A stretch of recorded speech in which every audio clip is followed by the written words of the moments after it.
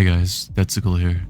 Today I found some of the most disturbing stories on Reddit. Now these are kind of well-known stories, like I wouldn't say these are very deep in the iceberg, so you guys might have already heard of some of these or all of them, I don't know. But I just want to put a trigger warning out there because some of these topics are really fucked up, and I'm talking like sexual acts against animals, murdering of children, like infidelity, very detailed descriptions of gore. So if you don't want to listen to any of that, I recommend you click off of this video and go watch something else I've uploaded. But if you have a strong stomach, then I hope you stay through the whole video, I guess. So yeah, anyway, let's get started with the first story.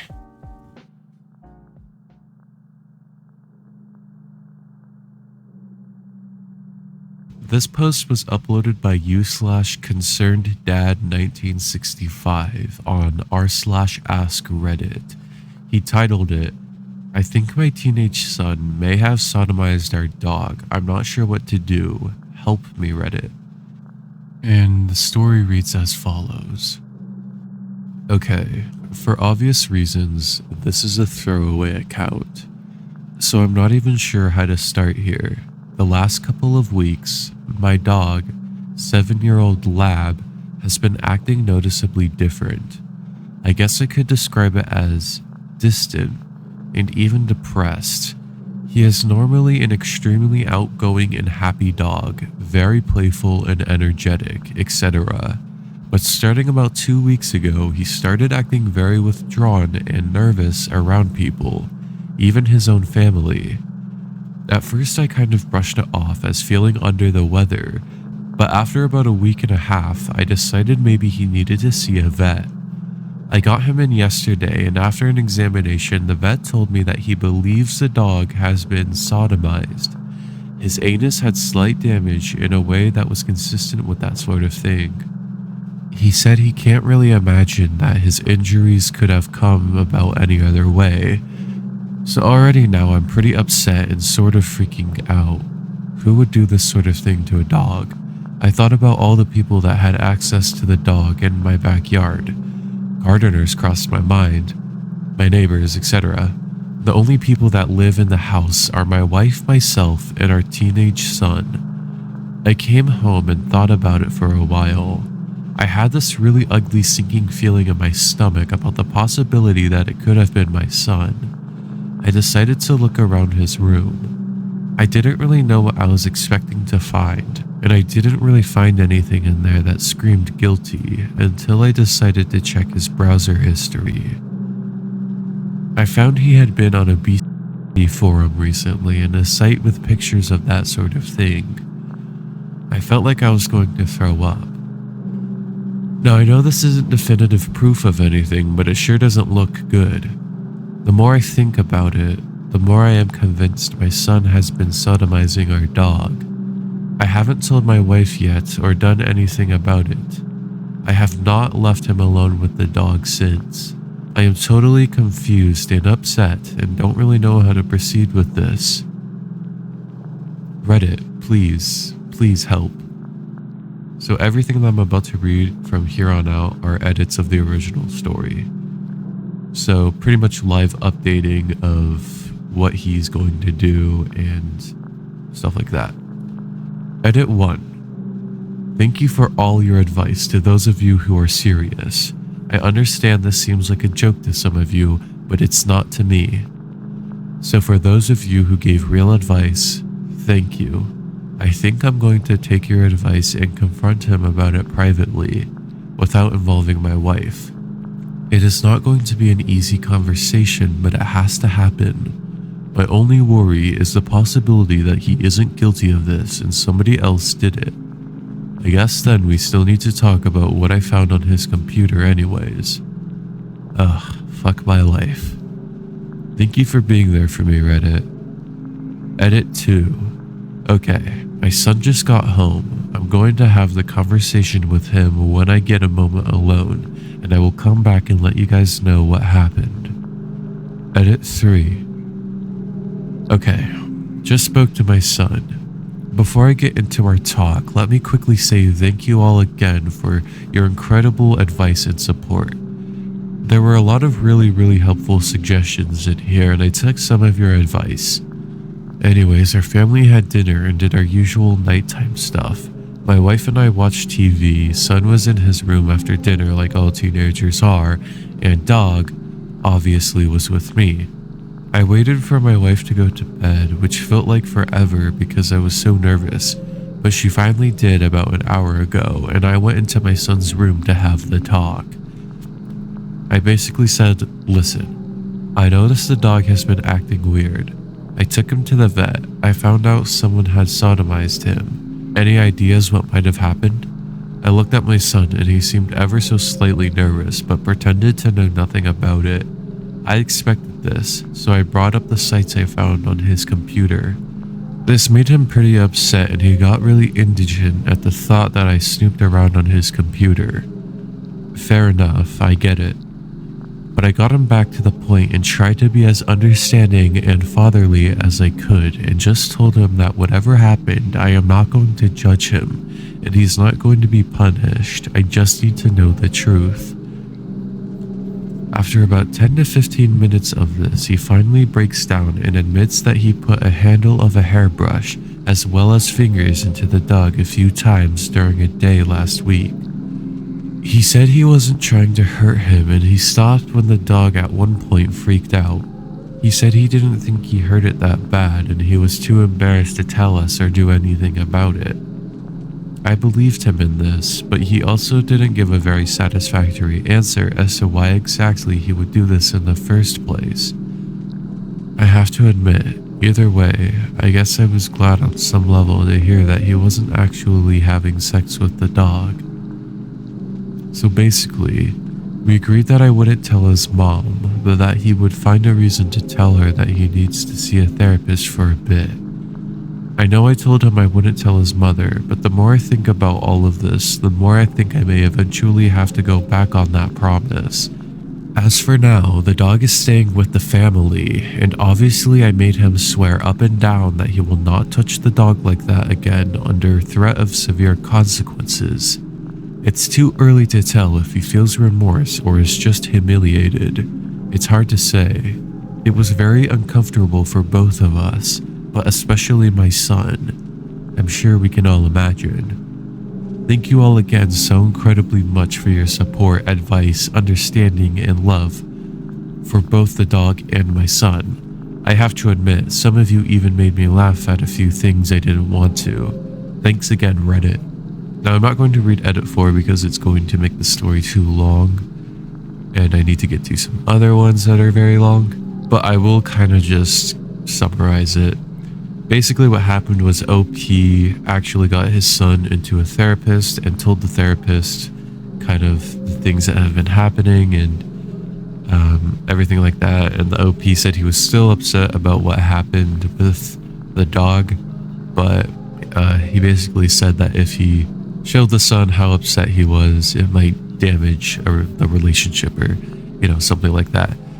Now, in the comments, some people theorized that the hairbrush explanation is just an excuse to cover up what really happened, if you catch my drift. And personally, that kind of crossed my mind when I first read the story. I'd rather believe it's not a cover-up for what really happened, because that would be a lot worse than what the story says. Anyway, that was the story of Colby 2012.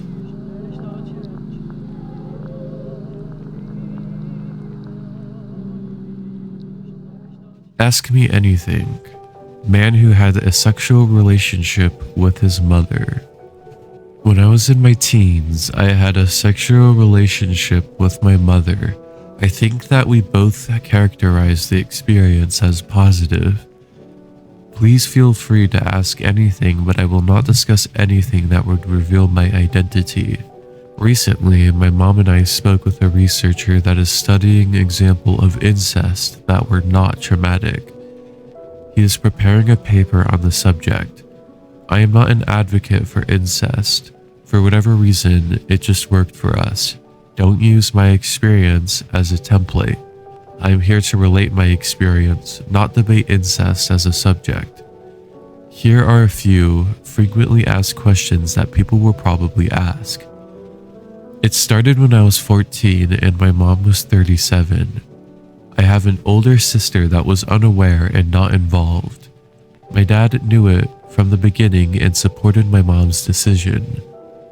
It ended around college. Edit 1. I am probably missing questions, but I will go back and answer anything that I missed. Edit 2. Verification took about a month of going back and forth with a researcher that verified both my mom's and my identity for his research. He reached out to the mods and verified with them. It was also verified that he is who he says he is, and his field of practice is child psychology and sexual research. Edit 3. I need to leave for a little while, but will be back to answer questions that haven't been answered. Edit 4. I will continue to try and answer questions from the AMA as well as PMs, but I need to call it a day. Thank you for your questions. Edit 5. December 28th. I am happy to continue answering questions if any are posted. I am going through the AMA now and trying to cover it. To clear up one thing that people have been commenting about, my father and sister did not have a sexual relationship. Like I said, my sister was not wired that way. Plus, I did bring this up with my mom as our sexual relationship progressed. She said that my dad wasn't having sexual relations with my sister, and that my sister certainly wouldn't want to be involved. She said that my dad was jealous of the relationship that mom and I had, but that he harbored no lustful thoughts towards my sister. There was no reason for my mom to lie to me about that back then. It certainly would have made the sneaking around a lot easier when my sister was at the house. Now, I don't think I have to explain why this story is disturbing and weird. First of all, the incest, but I think probably the most concerning thing is that it started when the OP was 14 and the mother was 37. Even if they both consented, that is just child molestation and is really weird. And another question I had is, why was the father okay with this? And moreover, why was he supportive of the decision? I mean, again, this started when the OP was 14 years old. So clearly the father is just as weird as the mother if he's going to support a grown woman having sexual intercourse with a child. I'm not gonna lie, the sister sounds like the most normal one in that family, but anyway, let's get into the next story.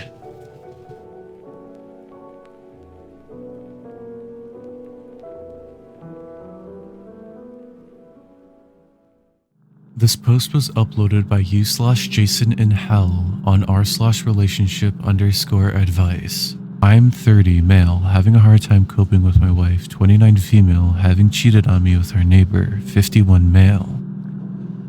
I caught my wife cheating on me over a year ago. I stayed with her for the sake of our children, but I haven't been able to get it off of my mind since. It has been 476 days since I confronted her about it. How do I know? Because every time I catch myself thinking about it, I tell myself, it's only been X days, maybe you won't think about it tomorrow. So to go back to the beginning, I had just taken on a new project and new responsibilities at work. I was working a lot of hours, 60 plus per week, and was noticeably stressed. It was in May of 2015 that I noticed she had added a password to her phone. When confronted about it, she told me it was because she was planning my Father's Day present and didn't want me to ruin the surprise. About a week later, she came to me and told me that she felt guilty, keeping a big secret from me, and told me that she was having her neighbor, a contractor, build a home office for me as my present. It struck me as odd, as in our 6 years together, she has never said she felt guilty about anything and always insists that she never regrets anything in her life. Time goes on, her phone is still password protected and things don't feel right. I see her using her phone and smiling to herself more and more often. But when I ask her what she is doing, she says nothing and puts her phone away. So one morning I wait for her to get in the shower and I grab her phone before it requires the password. I go through her messages and find that she is texting the neighbor. I am all covered in frosting. You want to lick it off?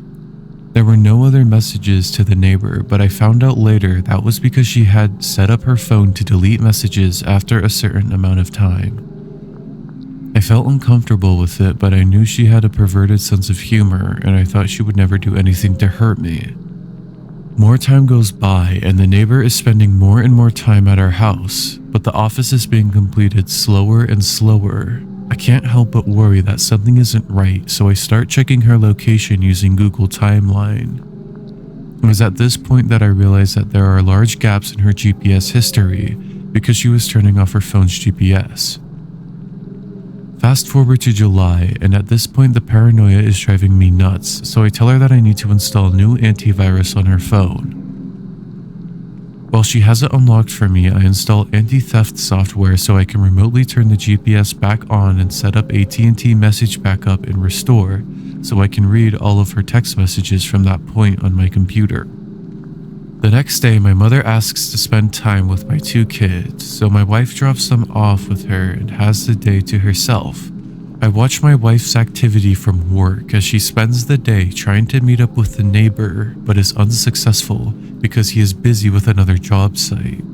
That night, we get the kids back from my mom's house and we go out to dinner with the neighbor, his girlfriend, and his son. My wife and his girlfriend are having a good time drinking, laughing, and just joking around. His girlfriend mentions that she would like to see Magic Mike XXL. I say it's a good idea. I'll watch the kids so my wife and her can go. So my wife and her go, and the neighbor and I go back to my house so the kids can play video games together. The kids are back in my son's room playing games, and the neighbor is sitting across from me on the other couch. It is at this point that my wife starts texting him. She is describing sex acts she would like to perform with him, and he is reciprocating. She tells him to check his Snapchat, and at the same time, I get a Snapchat from her too, and it is her fingering herself in a bathroom stall. They keep talking, trying to figure out when they can meet up and have sex. They decide on Monday morning after I go to work, so in my head I had already planned to pretend to leave and circle back to catch them. But then they tell each other that they love each other, and it is all I can do to not leap off the couch and knock him out. But I contain myself and continue reading the conversation unfolding in front of me. Then he tells her, "You're my girl now." I always have been. Ending with him writing, "And you always will be." My wife and the neighbor's girlfriend return from the movie, and I ask them politely to sit down. I then ask the kids to stay in my son's room and shut the door. I return to the living room and confront my wife and the neighbor. I say, "So you two love each other, huh?" My wife goes into full-blown denial mode, and the neighbor's girlfriend starts smacking him. I ask my wife if she has been texting him. She says no, so I show her the text messages. She admits to it but says it was the first time it had gone that far. I ask my wife if she has sent him pictures. She says no, so I show her the picture. She admits it but says it was the first time. I ask her if she is having sex with him, and she says no. Because I didn't want to catch them having sex together, I didn't have the evidence to prove her wrong, so that one stayed unresolved. I tell her that I am leaving her. She tells me that she will make sure I never see my kids again if I do. She planned on using the fact that I had attempted suicide in high school to prove me unfit to have children. She continues to say that it was my fault for being so busy with work and stressed out, that she just wanted someone she could talk to. Then she gives me an ultimatum to decide what I'm going to do, or she will decide for me. The neighbor's girlfriend starts defending the two of them, saying that it couldn't have been that serious if they weren't having sex, and that my wife and I are too perfect together to let this break us up. The neighbors go home, and my wife and I argue for the rest of the night about what we were going to do. We go to bed separately, having not resolved anything. We keep going back and forth on the subject all weekend, and finally settle that we are going to separate temporarily while we figure out what we want. I was going to stay in the house, and she was going to take the kids and go to her mom's house.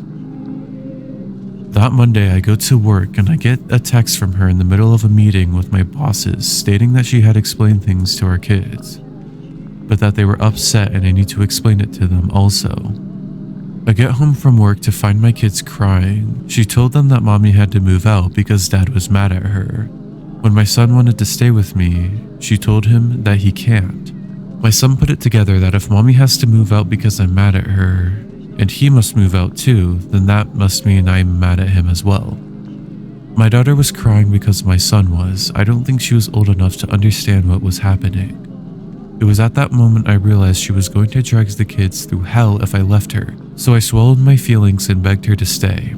She agreed and insisted that I apologize to our neighbors since we were still going to need to hang out with them, because our sons are good friends. I hate it, but I do it anyway. We still hang out with them from time to time and they come to various birthday and holiday parties, but I do anything for my kids and I behave civil every time. Things die down for a while. I still think about it constantly. I worry how I can keep from making her so unhappy that she cheats on me again. Then almost a year from the original incident, around Father's Day again, she sends him pictures again. She claims it was an accident and that she meant to send them to me instead. I don't fully believe her, but I move on anyway. Things have been quiet on that front for about 4 months now, but I still think about it constantly. This is going to sound stupid, but I feel like I have a part of my brain that I can't shut off that is always thinking. I used to use that to solve programming problems and it made me very good at my job. But ever since this incident, the only thing it thinks about is her and him and if I did the right thing. My job performance has suffered and I feel like I haven't gotten sleep in months. I'm afraid that after this much time and the fact that I begged her back, that to say I want a divorce now would only make her more vindictive towards my children and I. I just feel like I have put myself so deep in a hole that I can never get back out. I haven't really talked to anyone about this. I didn't want to talk to my mom about it because I felt she would treat my wife differently, and I didn't need the two fighting any more than they already do. I tried talking to one friend about it, but his advice was to put my trust in God, but that was not much solace for me as I am an atheist, so I have no clue what to do with my feelings or how to move on from this. Everything else I'm about to read from now are updates, similar to the first story. Update 1. I'm taking your advice. Instead of trying to fix something she doesn't want to fix, she has refused counseling several times in the past before this even happened. I am going to get myself and my kids out. I meet with an attorney next week. Thank you everyone for helping me see how far I had my head up my ass. Now, after this story, it later came out that the wife allegedly stabbed the children to death in their home, just hours after the OP filed for divorce. She allegedly told the dispatcher, "I just stabbed myself and killed my 2 children." Jason was asleep in the basement of the house in Indiana at the time of the alleged double murder in the early hours of November 17th. He has since taken to social media to express his grief at the children's deaths, which just occurred hours after he filed divorce from his wife, Brandy. Now, I clearly don't have to mention why this story is just absolutely tragic. And apparently Jason, the OP, set up a GoFundMe for the funeral expenses, and he raised $50,000 out of the $20,000 set goal. Since then, Brandy, the wife, has been sentenced to 120 years in prison, thankfully, so I guess you could say justice has been served there, but unfortunately it won't bring back the kids that were lost that day.